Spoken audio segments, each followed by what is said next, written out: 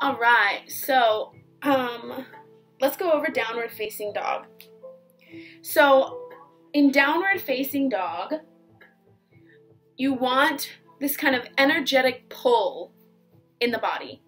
So what I mean by that is that energetic meaning that it's present and it's there and it is this like motion fluid force, but you can't really like see it all the time. And like same thing with energy, all kinds of energy, it's kind of this ethereal force, not quite tangible force.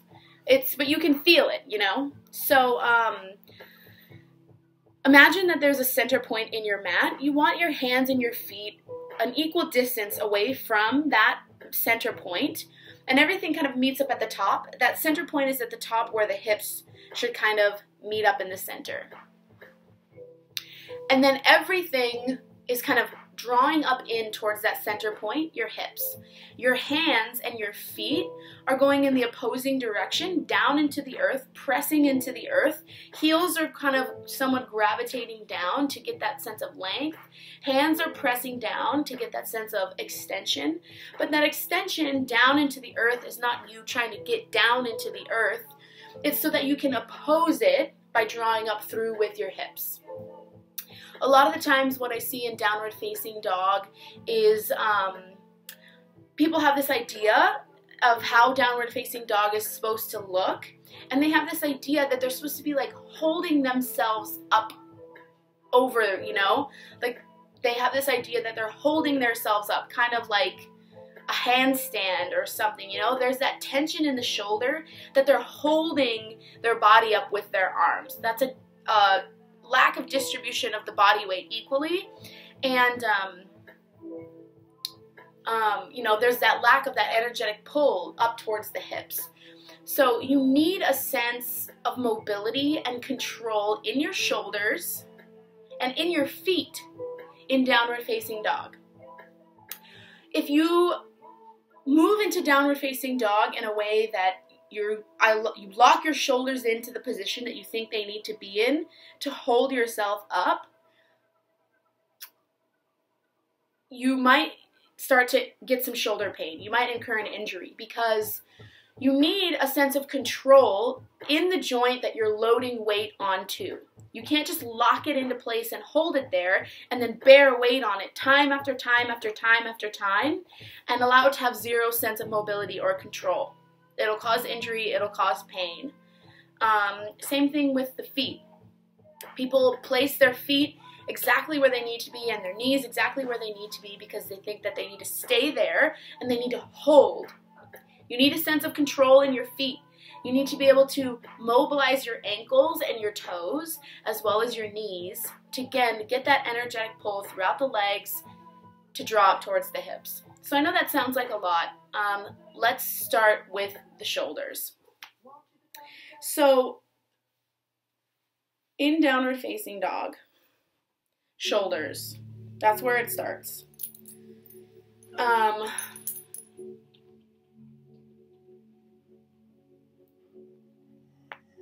Can I help you?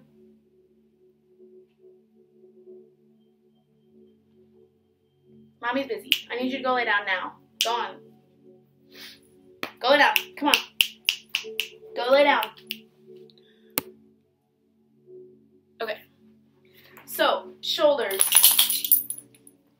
So here's the isolated motions for your shoulders for downward facing dog. So this is the shoulders contracted in towards each other, towards the center of the spine, and then away from each other, extended, away from the center of the spine. So you can just play with that motion a few times. And more than anything, what you can notice here is, okay, what is my current state of mobility? If this is not a lot's happening, you're going to want to practice these exercises to gain a sense of strength and mobility here. Okay? And then as well, when we extend the arms, the shoulders naturally want to drop towards the shoulders. So we want to be able to draw the shoulders back in. Again, have a sense of mobility, have a sense of control, so that when we load weight in here, we can actively be engaging through the shoulders rather than just locking and holding, bearing weight into them. So shoulders up, Shoulders down, back into the sockets. Up, down. Up, down. So now what I want you to do is take your hands into a clasp. This will simulate surface area. So it's giving you something to resist against. And we're going to try and simultaneously draw the shoulders down and away. So those two motions, away from the center of the spine, down back into the sockets, okay? Hands clasped for that sense of resistance. This would basically be the floor, hands on the floor if you were in down dog. And I'm going to draw my shoulders down and out. So when there's that place of resistance, that out motion is not as present. That's okay. It's energetic. You can feel it. You're still trying to engage those muscles regardless of the actual presence of the motion. It's energetically there. Okay?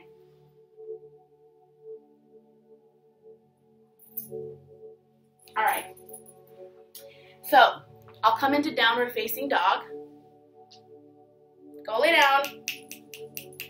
Go lay down. Don't. Go lay down. Okay. So a lot of the times what I see is like a crunching of the shoulders around its spine, a bend in the arms like you're holding yourself up. Again, I'm pushing into my hands so that my chest draws back towards my thighs. Everything is drawing up towards the hips, okay? So, downward facing dog. I'm going to start to press into my hands. My heart's going to draw back. I'm going to bring my ears in line with my biceps.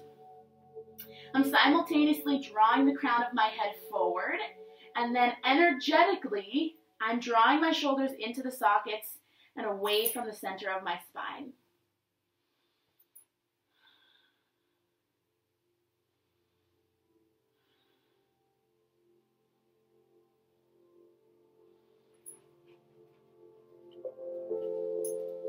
I'm pressing into my feet. My knees are bent. I'm pressing into my hands just as equally, not more, not less.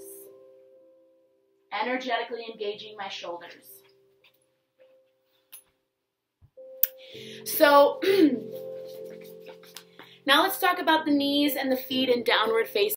So a lot of the times people think that you need to have, go lay down, now.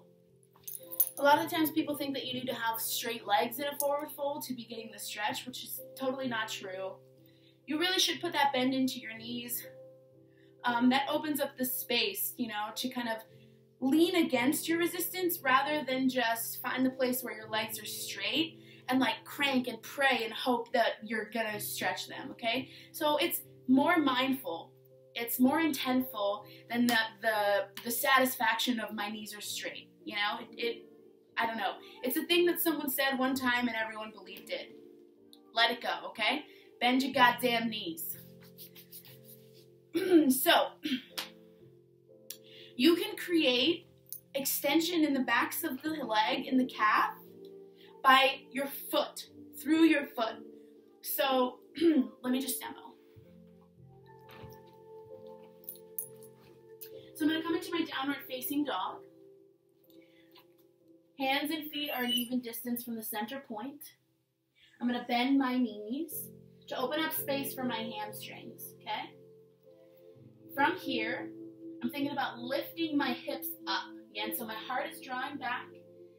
My feet are pressing in. The ball mounds of my feet, rather. Don't focus on pressing down like this. Keep that bend there. And then I'm lifting through my hips. You see this motion? Lifting. As I do that, while simultaneously drawing my heart back, I get extension in my hamstrings that is accessible through the bend in my knees. The way to accentuate more length throughout the whole leg, down through the calf, is through the front of the foot. So rather than pressing through my heels to straighten my knees, I'm going to try to lift my toes off the front of the mat, or off of the mat. So I'm going to contract the front of my foot. And the more that I lean into that, keep that bend into my knees, keep lifting my hips, pressing into my hands, lifting through the front of my toes, the more extension I get throughout the entire leg.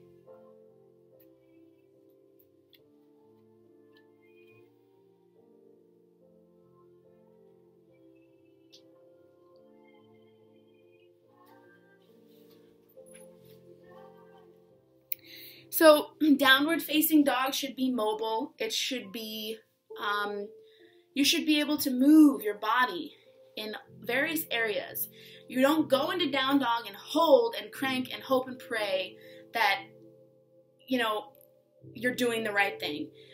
Move your joints, energetically lean into your body, and notice those subtle movements that you can feel, but maybe no one can see them. It's that energetic lean. It's there, it's a force. You can't really see it, but you can feel it. It's pulsating through your muscles, through your body. And this is not some like crazy chakra energy thing. This is like, you can literally feel it. So it's like we started with that place of resistance. When the resistance is added, the motion is not as dynamic because you have to use the muscle. But you can feel it. It's there.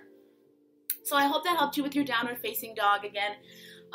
Don't just go into a down dog and hold. Move around, pedal your heels, move your arms, move your hips, play with it, and then try and settle into that stiller place and energetically move your body, okay? You're engaging the muscles through this subtle energy of the intention of the pose.